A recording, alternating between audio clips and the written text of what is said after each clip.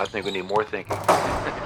After a frustrating loss in the Mile High, the Nuggets on the road now looking for a bounce-back win. Can they get it against the Pacers? Let's find out. You're listening to CS 105.1, where I talk about the Nuggets with good vibes. Let's get it. Let's try to get healthy. Let's stay together. And if we can do that, we'll put ourselves in a good situation.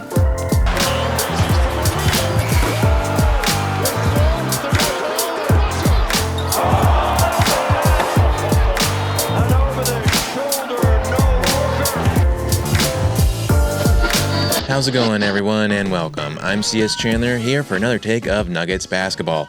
So the Nuggets were on the road today in Indiana to take on the Pacers looking for a bounce-back win after that frustrating loss against the Mavericks. If you didn't see that game, good on you. You probably don't want to see that game. You probably don't want to go back and rewatch it. It was a very frustrating game. It left a lot of bad tastes in our mouths, Nuggets Nation's mouths. It kind of left the question, do the Nuggets just hate the Nuggets fans? Because they just keep on losing at home. They've lost 4 straight, and they've turned into a really good road team. They're now on a 7-game road win going into this game, a road streak, essentially. And the injury report for this was AG, CB, Julian Strawther, still out. But added to this injury still was Jokic with the wrist issue. And it kind of almost looks like a back issue too, but that's not listed right now. He was probable for this game. Jamal was questionable with the ankle. Both were upgraded to availability. Or to available. So the Nuggets starters were Jamal Murray, Cam Johnson, P. Watt, Spencer Jones, and Jokic. The Nuggets were in their white jerseys, the Pacers were in their blue jerseys, and the Nuggets got the win. Let's go Nuggets. 135-120 is your final score, and the Nuggets now are on an 8-game road win. Plus, they also swept the Pacers this year. Not a very difficult task to do, seeing how disastrous they are right now, but still, I don't hate the Pacers. I dig them. They're fun. They're fine to me. They're like kind of whatever. You know, when the finals were happening, I was rooting for them. I mean, I was just rooting for anyone but OKC at that moment. So, you know, it could have easily have been the Bucks playing OKC, and I would still be rooting for the other side. So, it is what it is. But the one thing I would say is that TJ McConnell is a player that I really I like watching him. He is a hustler. He is an attacker, and especially listen to the pod with Cam Johnson and AG talking. Like, to see AG talk so well about TJ, just, you know, verified that he really is just a dog, you know, as AG put it. So, but going into this game, let's break it down. So, first quarter, Pacers controlled the tap, and Jokic actually beat Huff. J Huff was one of the starter centers for the Pacers tonight. Jokic actually beats him off the tip, but it was Nembhard who controls it, and so the Pacers actually controlled the tap, and then gets a floater for 2 for the first bucket of the game. Nuggets then miss their chance to tie on the other end as P. Watt blocks Siakam's shot, but then it's actually deemed a foul, sends Siakam to the line to make 1 of 2. Cam intercepts a pass, but then Nuggets still aren't able to sink a bucket as the Pacers go up to 5-0 against the Nuggets early on.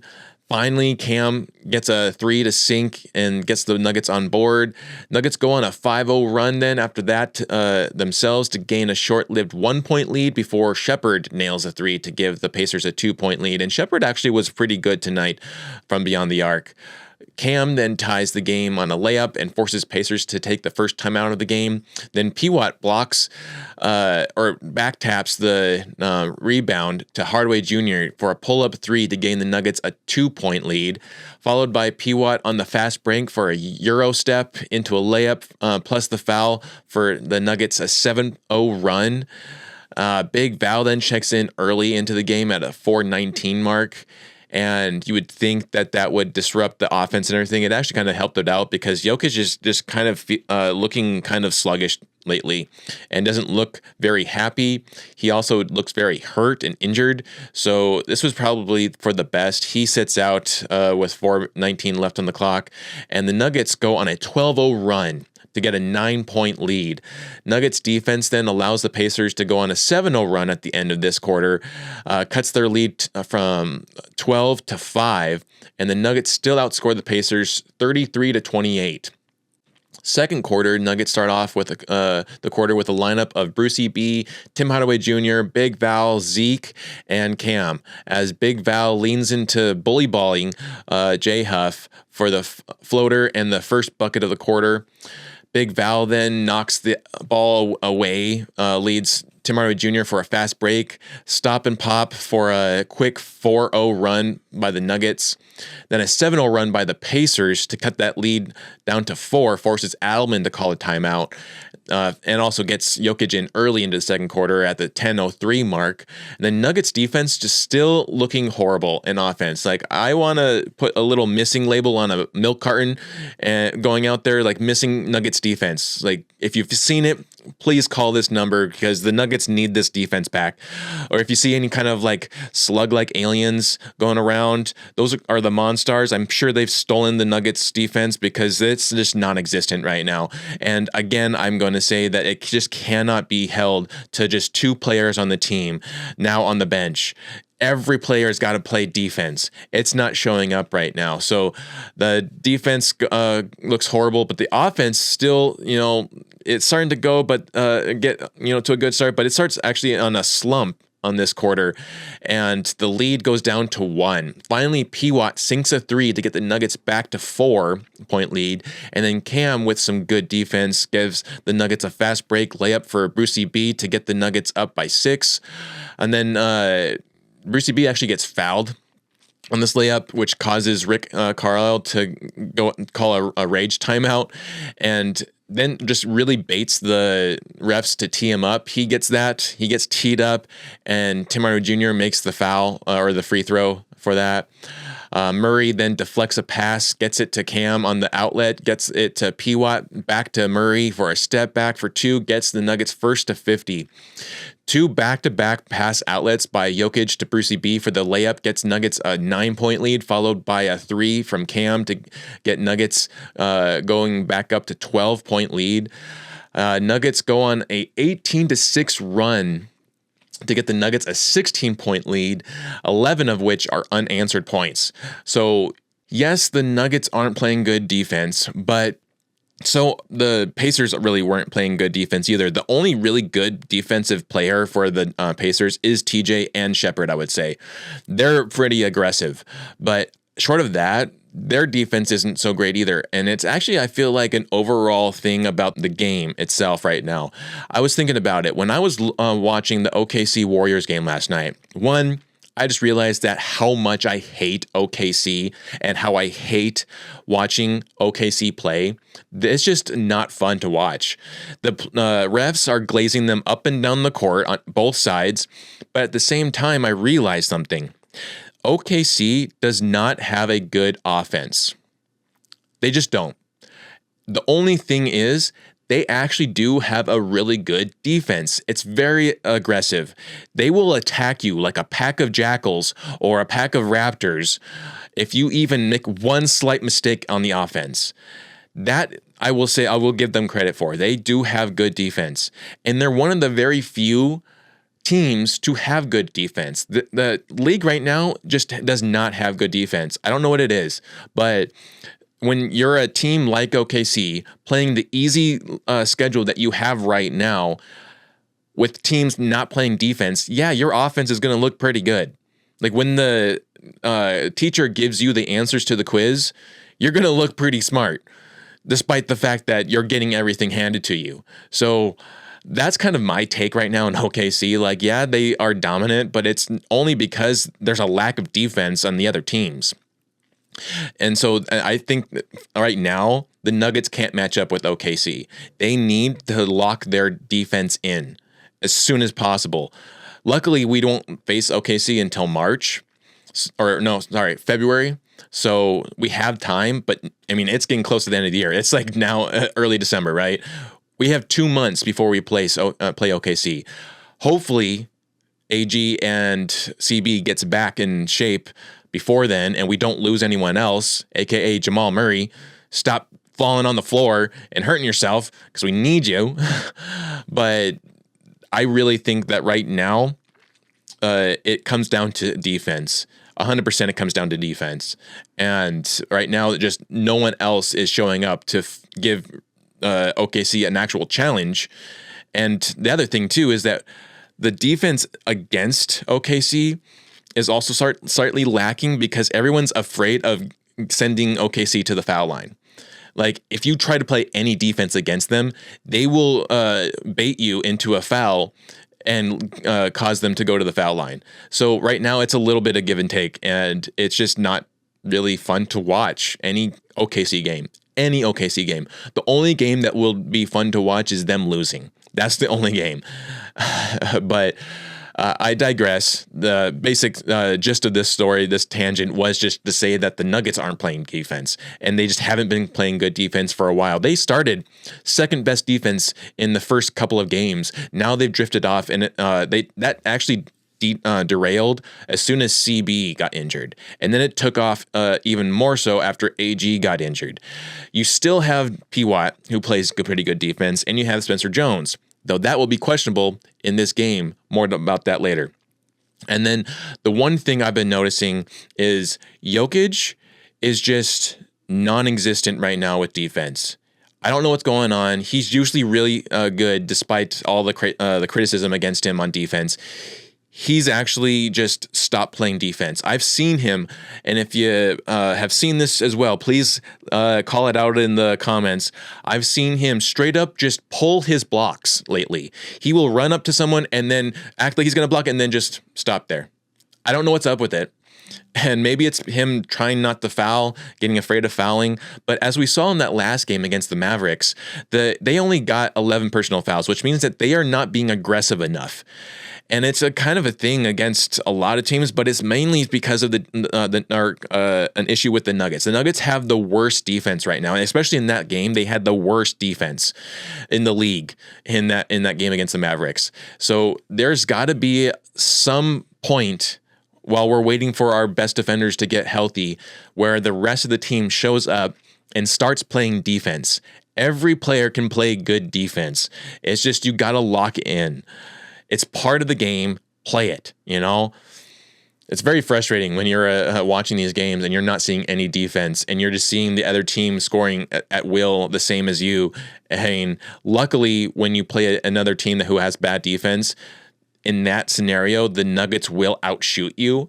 But if there's one good defense game against the Nuggets, then the Nuggets are going to lose that, because then on the other end, the Nuggets have horrible defense. So that team, if they can be hot like the Mavericks that one time, then it's done. But I digress. So Jokic then fakes, and we get a yoke dunk off of Huff, which is awesome, you know. And the funny thing too is that Huff just doesn't want that smoke. He pulled back a little bit because he did not want that smoke from Yoke. Murray then on a flurry gets the Nuggets up by 21 as he sinks a three to get his 20th point of the first half, followed by another three to get the Nuggets up by 24. Nuggets outscore the Pacers 39-20 in the second. Nuggets on top going into the half 72-48. Third quarter, Nuggets start off with the starters as Murray drains another three for the first bucket of the quarter. Pacers respond with 5 unanswered points off of miscommunication for Nuggets defense. Jamal then keeps cooking, gets his 30th point on free throws to get the Nuggets up by 27 before Shepherd sinks another three, I should say. Murray and Jokic, two-man action starts to really click in here as they start to build a momentum. Murray draws the defense, kicks it over to Jokic for a spin around floater for 2, followed by a big 3 to get the Nuggets lead back to 27. The Nuggets would actually get a 29-point lead in the third quarter, which would then get cut down. Jokic then misses a 7-footer, but luckily Nuggets defense locks in to cause Pacers a turnover, though they aren't able to capitalize on that. Spencer then goes out. So this is where I was talking about. Spencer then would go out. He would head to the locker room with a bruised knee, questionable return. He would actually not return. He was done for the rest of the game. So we are now having our Nuggets guys drop like flies. This is why you need depth. And for some reason, Adelman still will not play Deron Holmes. He's got to play Deron Holmes and Kessler Edwards and Moses Brown. We need those guys. It's getting really frustrating watching Adelman not make these decisions. So Huff then fouls Brucey B, and Carlisle challenges the call. Unsuccessful, Brucey B then shoots 2, makes 1 of 2, and then Zeke checks in because Spencer Jones is out. And I don't know what to say about Zeke, guys. Like, I'm so out on Zeke. And you can give a guy a million chances, and then he just doesn't show up, and he continues to prove you wrong. I want him off the team. I'm really unfortunate to have to say something like that, but I want him off the team. I want to back every Nugget. As long as they're a Nugget, I want to back them. But for so long now, Zeke has had maybe like a handful of good games, and then it just doesn't ever show back up. And so he checks in and has the worst turnover on a pass that he just loses the possession and it goes out of bounds. Like, it looked like he couldn't even control the ball. He like fumbled it like a grade school player learning how to play basketball. Like, it looked really, really bad. And just like, of course it's Zeke. Of course it's Zeke on the turnover. Like, come on. Adelman then finally uses a challenge, because, he never uses challenges. Finally, he uses one, and it's unsuccessful. It was on a foul call on Zeke to Siakam, which sends Siakam to the line. But, like, Adelman needs to get better at his challenges. He is horrible with challenges. He either doesn't use them, or when he does use them, he uses them on horrible calls that are obviously going to stand and not get overturned. But TJ then tries to draw an offensive foul on Brucey B on an inbound, but gets slapped with the foul himself, which Carlisle starts begging the refs to overturn. And the other end, it actually gets looked at for an away from the play foul, and the leads Jokic to the foul line, who makes the bucket there. And plus then the Nuggets get the ball back as Jokic to Brucey B for 3, makes it a 4-point play, gets the Nuggets first to 100. So I was really glad that they didn't overturn that call, because that would have been bullshit. Like, he already used up his challenge. He missed it. And now you're going to beg them to overturn that one. Like, you have to use a challenge, and you don't have any. So you should stick in your corner at Carlisle. Then a bad yoke turnover. We get a bad yoke turnover, which we've been getting a lot of, honestly, these days. Jokic has been making some bad turnovers. He just kind of drops the ball, trying to foul bait again. And once again, you kind of see Jokic getting frustrated with the officiating. He recently said that he just stopped talking to the refs. And maybe he needs to talk to the refs again, because he's just looking like he's flopping more, which is not fun to watch either. Like, I understand he's over exaggerating to make a point, but his point is starting to get lost. It's just hurting the team more than it's actually helping. And I mean, at this point, it's better for someone to get a bucket than for him to flop and try to make a point, right? And I can't stand the flopping, even if it's Yoke and if it's him trying to make a statement. I can't stand it, even from him. And especially when it just feels like he's not playing right lately. Like, he's, again, too grumpy right now, and he's just also too slow. So I don't know what it is, but I was thinking about this lately, that Jokic, he kind of has an engineer mind. He will, and he applies that to basketball. So he will keep on attacking some place and finding the holes. So he might have 9 turnovers, but he will learn from those 9 turnovers and find another way to attack with the offense. So it's very interesting to see him play offensively, because defensively, obviously right now he's just kind of stopped, but he does have great deflections. He has great steals, and he has a couple of blocks. It's just kind of unfortunate right now he's not really getting a lot of those in right now. But I digress. So Pacers actually end up outscoring the Nuggets in the third. The third, if you recall, is usually the Nuggets' best quarter. Not in the last 2 games. So Mavericks outscored the Nuggets did outscore the Mavericks. This game, the Pacers outscored the Nuggets 31-30. So by 1, we lost it by 1. Not fun, especially when you were leading by 29 at one point. Gets cut down. Fourth quarter, Nuggets start off with a lineup of Brucey B, Tim Hardaway Jr., Big Val, Cam Johnson, and P. Watt, as the Pacers, with the ball, gets TJ a quick jumper for 2 in the first bucket of the quarter. Nuggets miss their chance as Matthews then drains a 3 for a quick 5-0 run. Walker keeps that run going with a jumper for 2, making it a 7-0 run to start the quarter. Big Val then gets fouled, goes to the line for 2, makes 1 of those, and then gets the Nuggets on board by that. Nuggets then turnover speaks volumes for the fourth quarter. Like, you would say the overall story for the fourth quarter is Nuggets turnovers, and it will show in the ending point for that quarter, points for that quarter. So it actually leads the Pacers to cut the lead down to 14, from 29 to 14, 13-4 Pacers run, as Murray picks back up the offense with 5 straight points as soon as he checks back in. P. Watt then blocks the shot, leads to Cam possession, but Nuggets aren't able to capitalize on that play either. Jokic then checks back in at the 7:14 mark and immediately scores on a jump shot. Pacers then start to get a little chippy as P. Watt starts to get pretty annoyed with it. You can hear him visibly calling out the refs, saying that like he's over the line and everything. And then he starts battling TJ and then hustling down, running the ball down, and then tries to go up for a layup, doesn't get it, tries to get his second chance point, battles out for the rebound, gets the ball to Murray, who sinks it for 3. And then another 3 by Blue Arrow gets him 47 points in the fourth quarter. Game turns into a pickup game at this point at the 4:30 mark, as both teams are just scoring at will with no defense being played. Jamal then sinks a fadeaway shot to get him 52 points before Adelman subs him out.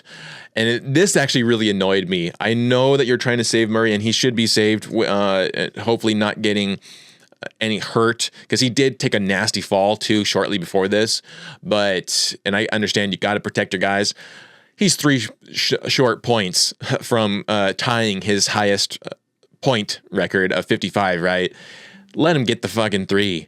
But he subs him out, and the reserves check in with the final minutes left with both teams, 1:41 left in the quarter. Hunter Tyson checks in, Zeke Naji, Brucey B, Pickett, and Curtis Jones. So we finally get some Curtis Jones minutes. This one I liked. And yes, Curtis Jones got his first NBA bucket of his career on the second chance points of his own missed shot. So Nuggets, get that man the game ball. Get him the game ball. Let's go, Curtis Jones. Pacers then outscore the Nuggets. Listen to this. They outscore the Nuggets 41-33 in the fourth. Talk about a lack of defense. That is just crazy. You gave up 41 points in the fourth quarter to a bum team. What the hell, Nuggets? Come on now. Nuggets still win, though, 135-120 final score, sweeping the Pacers and continuing their road streak to 8 games of winning. Let's go, Nuggets. So the Nuggets' identity right now really feels like it's being tied to road wins. They are becoming a really good road team, despite always being a better home team in the past. Tonight, they got the job done, but it wasn't without a ton of sloppy plays that led to turnovers and a continuation of a lack of defense. If it wasn't for the Jamal's big 52-point game and his amazing performance, I honestly don't think the Nuggets will win this game. A lot of injuries are starting to plague this team, with Spencer Jones now going out with a bum knee. If the Nuggets plan on holding their ground with the remaining games of the year, other players have got to step up with defensive plays. It can't always be the usual suspects. Let me know in the comments what you think, but I honestly think the Nuggets there has to be a line drawn of, okay, you got to hold your guys accountable. And with that, I would actually kind of diverge to what happened to CP3. If you don't know the recent news that broke out late last night or early this morning, the Clippers basically fired CP3. They were in Atlanta. The GM of the Clippers intentionally flew down to Atlanta just to tell CP3 he wasn't going to play. He needed to head home.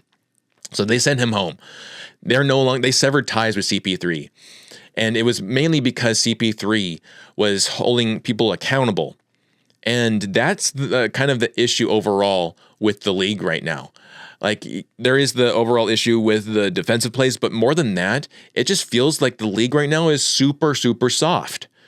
No one wants the criticism, and that kind of is an overall society thing, I feel like, for sure. No one is accepting criticism right now. And so with CP3, you have a vet holding people accountable, telling them what they should be doing better at, and people can't take that criticism, and in result, he gets sent home. That is crazy. That is ultimately crazy. And so right now, there needs to be more accountability in Nuggets locker room. Adelman doesn't feel like he's really holding people accountable. He wants the players to go out there and figure it out for themselves. But I feel like doing that is also holding you down. Like, you as the leader need to call people out. You can't just pussyfoot around players and hope that, you get the like card or whatever. Sometimes you got to be unliked and say things that are facts can be hurtful, but they're facts, and you got to take it with of course there's an approach about it, but still, like, you got to be more accountable. And it just feels like Adelman right now is not being accountable to himself, but then also to the players. Like, he's got to be better with his challenges. He's got to call people out and not just like passive aggressively in interviews. Like, he actually has to be calling these guys out in the locker room. They need to have a come to Jesus moment and say, hey guys, our defense sucks. We need to be better at this. Like, Yoke, stop pulling your blocks. If you're hurt, let us know. We'll sit you out. Let's get Big Val in and have him block some shots. Or, even with Brucey B's handling, or, my God, Zeke. Is anyone holding Zeke accountable, or are they all just trying to like praise him and hopefully that will get him going? Like, he's got to have some accountability. Hunter's got to have accountability. Like, this is just all getting too much. Like, there's too much walking on eggshells right now amongst the league. They've got to hold each other accountable more often.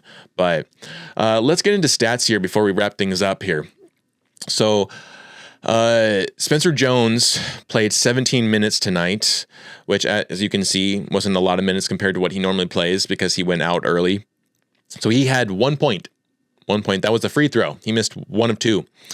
But he did have 3 rebounds.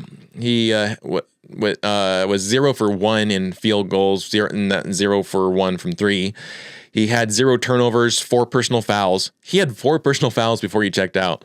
He already was in foul trouble. That's crazy. But, he's one of the hardest defensive players that we have right now with AG and CB out. So, like, I'm getting more okay with him getting in foul trouble just because he is the most aggressive player that we have right now, and they need more aggressiveness. He was still a plus 18. P. Watt played 36 minutes tonight, and he was tied with the most amount of minutes, although when you get down to the seconds-wise, he actually did play the most amount of minutes tonight of any Nugget. because it was like 36-25 for him, 36-07 for Murray. So 36-25 for Peyton Watson. In that, he made 11 points, 7 rebounds, 1 steal, 3 blocks, 3 awesome blocks, 3 for 8 from field, 1 for 3 from 3, 4 for 5 from free throws, 0 turnovers, 4 personal fouls, was a plus 22. Let's go P-Watt, man. I need more from P-Watt. I need more defense. Even as great as his defense was, I need even more from him. I need him to be in the running for defensive player of the year. Like, that's what I know he can achieve if he really locked in. Nikola Jokic played 35 minutes tonight. He got almost another triple-double, and he's very close to surpassing Robertson. But he had 24 points, 8 rebounds, 13 assists, 1 block. He was 9 for 17 from field, 1 for 4 from 3, 5 for 5 from free throws, 4 turnovers. He had the most amount of turnovers tonight of any Nugget. He had 2 personal fouls, and he was a plus 26. He was the highest plus minus of the night for the Nuggets. And then Cam Johnson, 33 minutes tonight, 9 points, 4 rebounds, 4 assists, 1 steal, 3 for 7 from field, 2 for 3 from 3, 1 for 2 from free throws, 1 turnover, 4 personal fouls, was a plus 16. I'm telling you, there's something in there right now. When we win, Cam Johnson doesn't have high scoring points. When we lose, he has high scoring points. I kind of am leaning to him not scoring so much if it leads to us winning. Like, let's go. Jamal Murray, the man. I'm going to put this graphic up here because, man, Jamal Murray, 36 minutes, 52 points. Let's go, Blue Arrow. 6 rebounds, 4 assists, 1 steal, 19 for 25 from field, a 76%, 10 for 11 from 3, 90%, shooting 10 threes with a bum ankle. Come on now. No more of the hate on Jamal. That's an amazing game. And early on, normally we get that in like March. That's a December playing Jamal, getting 52 points on a bum ankle, 6 rebounds, 4 assists, like shooting 10 at 11 threes. Let's go. 4 for 5 free throws, 1 turnover, only 1 turnover still with a bum ankle, 1 turnover. He had 0 personal fouls, so you can say that's either he's defending well or he's not aggressive enough, and that could be also because of his ankle. And he was a plus 23. And then from the bench, let's say we got Tim Hardaway Jr. with 27 minutes, made 11 points off the bench, 1 assist, 1 steal, 4 for 8 from field, 2 for 4 from 3, 1 for 1 from free throw. He had 0 turnovers, 0 personal fouls, so it was a minus 11. And then Brucey B, playing against his old team of the Pacers. He had a good night tonight. 26 minutes, made 14 points off the bench, 4 rebounds, 1 block. He was 6 for 7 from field, 1 for 1 from 3, 1 for 2 from free throws. He had 2 turnovers, 3 personal fouls with a minus 1. Let's go Brucey B, man. Let's go Cowboy Bruce. So then overall stats here, we had 38 rebounds. Sorry, I don't know where the 25 came from. 38 rebounds to their 38. Oh, wow, we tied in rebounds. Interesting. 23 assists to their 24. So they out-assisted us. Interesting. Even with Jokic on the floor. 6 steals to their 6, so we tied there. 5 blocks to their 5. We shot 59% from field. They shot 51. We shot 60% from 3. They shot 46. We shot 76%, 76% from free throws. They shot 79%. We had 10 turnovers. They had 12. And then we had 21 personal fouls. They had 24. So they were definitely more aggressive, and that definitely showed, especially with TJ McConnell. But who I will say for TJ McConnell, he had 14 points off the bench, 1 rebound, 6 assists, 3 steals, 1 block. He was 7 for 10 from field, 1 turnover, 3 personal fouls. And honestly, he was also plus 3, but honestly, the Pacers got checked back into this game because of TJ McConnell, and Rick Carlisle took him out. Like, as a Nuggets fan, I'm thankful he did, but if you're a Pacers fan, I would be pretty upset with Carlisle for not having TJ McConnell in longer, as he is definitely one of the best players that the Pacers have. It's him. Nembhard is a great defender, and he can get hot when he wants to. And then Siakam. Like, those are your best players. Matherin is a up and down kind of guy. He's a giveth or taketh kind of guy. He's not always going to be great. And Shepherd can be good at times too, but overall, and it's kind of unfortunate that they're without three of their other best players in Tyrese Halliburton, Obi Toppin, and Aaron Nesmith. Those three guys, like, when they're healthy, when the Pacers are actually healthy, they are still a very good team. It's just right now they're so hurt and banged up that they're relying on these other guys. And why not actually, use more of TJ McConnell? He is a really good player. He's aggressive, and his even though he's undersized, he actually uses that to his advantage, and which causes him to get a lot of steals normally. I mean, again, he had 3 steals tonight. Was that? I think that was the most amount of steals of the night from anyone. Yeah, it was. He had the most amount of steals tonight of any player on the court. So I don't know why you wouldn't play him more, but lucky for the Nuggets, they didn't.